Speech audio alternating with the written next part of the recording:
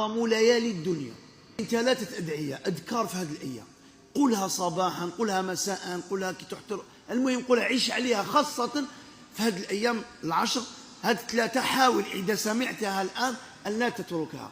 علاش؟ عليها مدار السعادة، عليها مدار الخير في الدنيا والآخرة. الدعاء والذكر الأول هو قول النبي عليه الصلاة والسلام الذي كان يقوله: سبحان الله وبحمده عدد خلقه ورضا نفسه وزينة عرشه ومداد كلماته.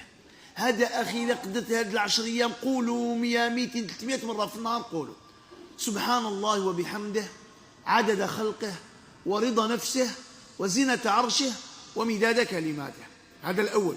كذلك الثاني الدعاء المشهور والذكر المشهور: لا إله إلا الله وحده لا شريك له، له الملك وله الحمد وهو على كل شيء قدير.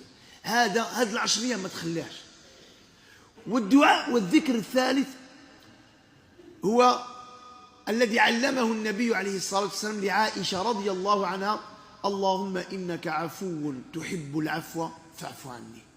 شوف، في سجودك، في مشيك، في كلامك، في جلساتك قولوا.